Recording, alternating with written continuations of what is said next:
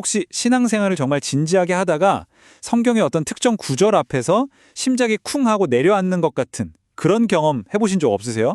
특히 마음속 깊은 곳에 있는 어떤 두려움을 콕 집어서 건드리는 듯한 그런 말씀들 말이죠.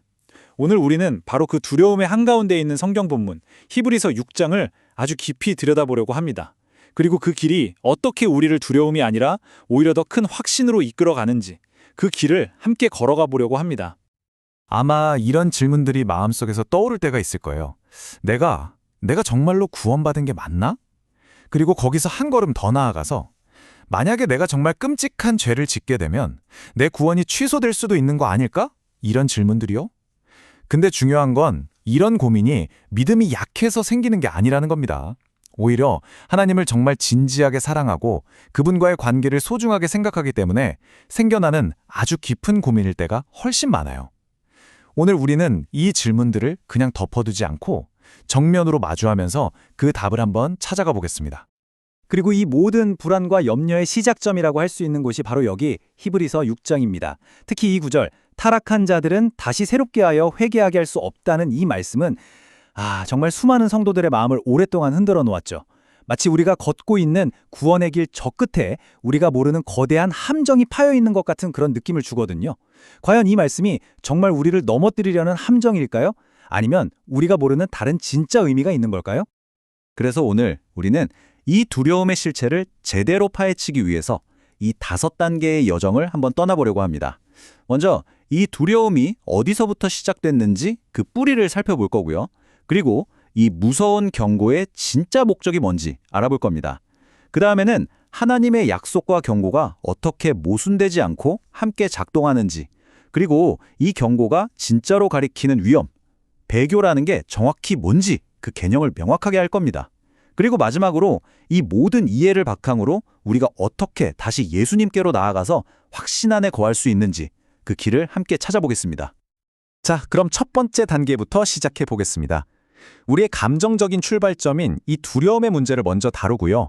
우리가 이 히브리서 6장의 경고를 바라보는 관점 자체를 근본적으로 한번 바꿔보는 것부터 시작해보죠. 이 이미지가 오늘 우리가 나눌 이야기 전체의 핵심이라고 할 수 있습니다. 우리는 보통 히브리서의 이 경고를 왼쪽 그림처럼 생각해요. 이미 죄 때문에 상처 입고 비틀거리면서 겨우 서 있는 양을 무심하게 벼랑 끝으로 툭 밀어버리는 아주 차갑고 무서운 칼처럼 느끼죠. 하지만 이 경고의 진짜 본질은 그 정반대입니다. 오른쪽 그림과 같아요. 이건 칼이 아니라 아주 큰 소리로 울리는 경보음, 확성기 같은 겁니다. 절벽 가장자리에서 위험한 줄도 모르고 풀을 뜯고 있는 양을 향해서 정신이 번쩍 들도록 그쪽은 위험해, 돌아와 하고 외치는 크고 분명한 사랑의 경고음이라는 거죠. 목적은 우리를 파멸시키려는 게 아니라 우리를 보호하려는 겁니다. 이 관점을 끝까지 붙드는 게 정말 중요합니다. 좋습니다. 이 경고가 우리를 보호하기 위한 거라면, 근데 왜 이렇게까지 무섭게 들리는 걸까요? 그 답을 찾으려면 우리는 타임머신을 타고 이 말씀이 처음 기록될 당시의 역사적 그리고 문학적 배경 속으로 깊이 들어가 볼 필요가 있습니다. 모든 성경 해석에서 문맥이 정말 모든 것을 결정하거든요. 히브리서는요, 그냥 평화로운 시대에 책상에 앉아서 쓴 신학 논문 같은 게 아닙니다. 이건 뭐랄까, 일종의 전쟁서신, 전쟁터에서 보낸 편지 같은 거예요. 이 편지를 처음 받았던 사람들은 예수를 믿는다는 그 이유 하나만으로 가족들한테 외면당하고 다니던 직장에서 쫓겨나고 평생 살아온 공동체에서 추방당하는 그런 극심한 압박 속에 있었어요. 한번 상상해 보세요. 이런 고통을 피해서 그냥 예전에 익숙하고 안전했던 유대교로 다시 돌아가고 싶은 유혹이 얼마나 컸겠어요. 그러니까 히브리서 저자의 목표는 이미 상처 입은 성도들을 더 아프게 하려는 게 아니라 이 고통 때문에 신앙 자체를 포기하려는 사람들을 정말 간절하게 붙잡기 위한 거였어요. 그래서 히브리서 전체를 딱 관통하는 핵심 주제가 뭐냐면 바로 견딤, 즉 인내입니다. 지금 보시는 이 3장 14절 말씀처럼 저자는 계속해서 외치고 있는 거예요. 제발 처음 가졌던 그 확신을 끝까지 붙드십시오. 믿음의 담대함을 버리지 마십시오. 그러니까 히브리서의 전체적인 분위기는 한 번 구원받았으니까 이제 마음 편히 살아도 괜찮아, 이게 아니고요. 구원은 예수님께 단단히 붙어있는 생명 그 자체다. 그러니 제발 절대로 그분에게서 떨어져 나가지 말라는 강력한 권면인 거죠. 그렇다면 히브리서 6장의 그 무서운 경고들은 뭘까요? 바로 이 간절한 권면을 위한 가장 강력한 도구였던 셈입니다. 정신 차려라, 포기하지 마라, 끝까지 붙들어라 하고 외치는 사랑의 외침인 겁니다. 자, 이제 우리는 신학적으로 가장 중요하고 어쩌면 가장 어려운 지점에 도달했습니다. 바로 하나님의 절대적인 약속과 그분의 날카로운 경고? 언뜻 보기에는 서로 모순되는 것 같은 이 두 가지 진리를 우리가 어떻게 함께 이해할 수 있을까 하는 문제입니다. 먼저 방정식의 한쪽을 확실히 해두죠. 성경에는 하나님께서 당신의 백성을 절대로 놓치지 않으신다는 강력하고 분명한 약속들로 가득합니다. 예수님께서 직접 말씀하셨잖아요. 당신의 양들에게 영생을 주시는데 그들은 영원히 멸망하지 않을 거고 그 누구도 그 어떤 것도 아버지의 손에서 그들을 빼앗을 수 없다고 말입니다. 이것보다 더 확실하고 강력한 안전보장이 어디 있겠어요? 사도 바울 역시 이 약속을 정말 장엄하게 선포합니다. 로마서 8장에서 그는 사망이나 생명, 천사나 권세자들, 현재 일이나 장래일, 그 어떤 피조물이라도 우리를 하나님의 사랑에서 끊을 수 없다고 확신에 차서 외치고 있죠. 이건 성경의 일부에만 나오는 독특한 사상이 아니에요. 성경 전체를 헤르는 일관된 진리입니다. 우리의 구원은 우리의 연약한 손에 달려있는 게 아니라 하나님의 전능하신 손에 달려있다는 것. 이게 바로 약속입니다. 자, 바로 이 지점입니다. 여기서부터 우리의 혼란이 시작되는 거죠. 만약 하나님이 우리를 그렇게 꽉 붙들고 계시고 아무도 우리를 빼앗아 갈 수 없다면 대체 왜 다시는 회개할 수 없다는 식의 이렇게 무시무시한 경고가 필요한 걸까요? 그냥 약속만 있으면 되는 거 아닌가요? 이 질문은 정말 정당하고 이 질문에 대한 답을 찾는 것이 우리의 두려움을 해결할 핵심 열쇠가 됩니다. 해답은 놀랍게도 아주 명쾌합니다. 약속과 경고는 서로 싸우는 두 개념이 아니에요. 오히려 경고는 약속을 이루기 위한 하나님의 방법이자 도구라는 겁니다. 다시 말해서 하나님께서 내가 너희를 끝까지 지켜줄게 라고 약속하셨는데 그 지켜주시는 방법 안에 바로 이 날카로운 경고가 포함되어 있다는 뜻입니다. 이 둘은 분리된 게 아니라 사실은 하나의 세트인 거죠. 이 비유를 생각해 보시면 아주 명확해질 거예요. 부모가 어린아이의 손을 잡고 위험한 찾기를 건널 때를 한번 상상해 보세요. 부모는 아이의 손을 놓을 생각이 전혀 없죠. 아이를 지키려는 마음이 확고합니다. 그런데 바로 그 순간 아이에게 가장 강력하게 말하죠. 절대 손 놓으면 안 된다. 아빠 손 꽉 잡아. 이 경고가 아이를 불안하게 하려고 하는 말일까요? 아니죠. 이 경고 자체가 아이를 보호하려는 부모의 사랑의 표현이고 보호가 실제로 작동하는 방식인 겁니다. 하나님의 경고도 바로 이와 같습니다. 자, 그렇다면 히브리서 6장이 경고하는 그 진짜 위험은 대체 무엇일까요? 이 경고의 관역이 정확히 어디를 향하고 있는지 아는 것이 정말 중요합니다. 이것은 우리가 흔히 생각하는 죄에 넘어지는 연약함에 대한 이야기가 아닙니다.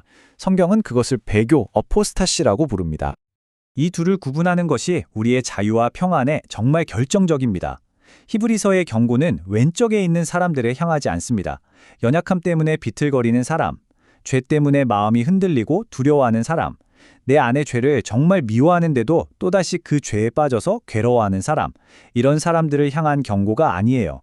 경고의 진짜 대상은 연약함이 아니라 완고합입니다. 죄 때문에 괴로워하는 마음이 아니라 마음이 돌처럼 굳어져서 의도적으로 하나님을 배신하는 거예요. 실수로 넘어지는 게 아니라 예수님이 누구신지 알고 그 은혜를 맛보았음에도 불구하고 고의적으로 그리고 최종적으로 예수님께 등을 돌리는 것. 빛이 무엇인지 분명히 본 뒤에 오히려 그 빛을 미워하기로 결심하는 것.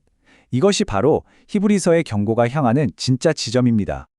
이것이 바로 배교의 정확한 정의입니다. 히브리서 6장이 말하는 타락은 우리가 일상적으로 생각하는 도덕적인 실수나 실패를 의미하는 게 아니에요. 그것은 한때 복음의 빛을 받고 하늘의 은사를 맛보고 성령의 함께하심을 경험했던 사람이 이 모든 것을 분명히 알면서도 의도적으로 그리고 공개적으로 예수 그리스도를 다시 십자가에 못 박는 것과 같은 행위, 즉 그분을 모욕하고 짓밟는 자리까지 나아가는 완고한 마음의 상태를 말합니다. 회개 자체를 거부하고 미워하는 그런 상태인 거죠. 그런데 바로 여기서 정말 놀랍고 중요한 반전이 일어납니다. 이 무시무시한 경고를 쏟아낸 저자는요, 숨 돌릴 틈도 없이 바로 다음 구절에서 목소리 톤을 180도 바꿉니다. 그는 독자들을 아주 따뜻하게 사랑하는 자들아 라고 부르면서 이렇게 말해요. 우리가 이렇게 무섭게 말했지만 너희에게는 이것보다 훨씬 더 좋은 것, 바로 구원에 속한 것이 있다는 것을 우리는 확신한다. 이게 뭘 의미할까요? 그는 독자들을 정죄하고 절망에 빠뜨리려고 이 경고를 한 게 아니라는 겁니다. 오히려 그들을 격려하고 붙들어주기 위해 이 말을 하고 있는 거죠. 바로 이 지점에서 지금 이 내용을 들으면서 마음 졸이고 계실지 모를 여러분께 직접적인 위로와 확신을 드리고 싶습니다. 만약 여러분이 히브리서 6장을 읽고 어떡하지? 혹시 내가 버림받은 건 아닐까? 하고 두려워하고 있다면 그 두려움 자체가 여러분의 마음이 아직 살아있다는 가장 강력한 증거입니다. 배교의 길을 가는 사람은요, 이런 말씀을 두려워하지 않아요. 오히려 조롱하거나 무시하거나 아무 감감이 없어집니다. 죄를 슬퍼하고 하나님께 돌아가고 싶어하고 말씀 앞에서 마음이 떨리는 것, 그것이야말로 성령께서 여러분 안에서 여전히 일하고 계시다는 정말 소중한 흔적입니다. 여러분의 두려움은 저주가 아니라 살아있다는 증거입니다. 자, 이제 우리는 신학적인 이해를 넘어서서 이 두려움을 극복하고 진짜 확신 속에서 살아갈 수 있는 구체적이고 실제적인 길로 나아가려고 합니다. 이 진리를 어떻게 하면 우리 삶 속에서 실제로 살아낼 수 있을까요? 여기 4가지 구체적인 방법이 있습니다. 첫째, 구원의 근거를 계속해서 변하는 내 감정이나 컨디션에 두지 마세요. 감정은 날씨 같아서 맑았다가 흐렸다가 계속 바뀌잖아요. 우리의 구원은 십자가와 부활이라는 역사적 사실과 예수님의 흔들리지 않는 약속 위에 서 있는 겁니다. 둘째, 죄를 지었을 때 숨기지 마세요. 죄는 어둠을 좋아합니다. 숨길수록 두려움은 눈덩이처럼 커질 뿐이에요. 빨리 빛으로 나와 하나님께 자백하십시오. 기억하세요. 회개는 구원을 얻기 위한 조건이 아니라 이미 구원받은 영혼이 다시 숨을 쉬는 방식입니다. 셋째, 혼자 버티려고 하지 마세요. 히브리서는 모이기를 힘쓰라고 강력하게 권면합니다. 믿음의 공동체 안에서 함께 말씀을 듣고 기도할 때 우리는 서로를 붙들어줄 수 있습니다. 그리고 마지막 4번째, 이게 정말 중요합니다. 질문의 방향을 바꾸세요. 혹시 내가 버림받은 건 아닐까 하고 계속 내 안을 들여다보는 질문을 멈추고 나는 지금 예수를 붙들고 있는가? 라고 주님을 향한 능동적인 질문을 던지는 겁니다. 우리의 시선을 흔들리는 나에게서 흔들리지 않는 예수님께로 옮기는 것, 이것이 모든 두려움을 이기는 핵심입니다. 결국 히브리서 6장과 같은 경고의 말씀, 그 궁극적인 목적은 딱 하나입니다.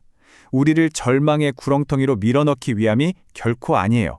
오히려 우리를 예수님께로 더 가까이, 더 단단히 붙어있도록 뒤에서 밀어주는 역할을 하는 겁니다. 정신을 차리게 하고 영적인 안일함에서 깨어나서 다시 한번 주님을 꽉 붙들게 만드는 사랑의 장치인 셈이죠. 그리고 이 모든 여정의 끝에서 우리가 발견하는 최종적인 위로는 바로 이것입니다. 우리의 구원의 안정성이 우리의 신실함이나 완벽함에 달려있지 않다는 사실입니다. 우리는 믿음이 흔들릴 때가 너무 많지만 주님은 언제나 신실하십니다. 왜냐하면 하나님은 자기 자신을 부인하실 수 없기 때문입니다. 그렇습니다. 우리의 구원이라는 배는요, 변덕스러운 우리의 감정이라는 파도 위에 떠 있는 게 아니고요. 절대로 변하지 않으시는 하나님의 성품이라는 견고한 반석에 굳게 닻을 내리고 있는 겁니다. 오늘 이 긴 설명을 딱 하나의 문장으로 요약한다면 바로 이것일 겁니다. 나는 흔들립니다. 내 감정, 내 결심, 내 상황은 계속해서 흔들립니다. 하지만 예수님은 결코 흔들리지 않으십니다.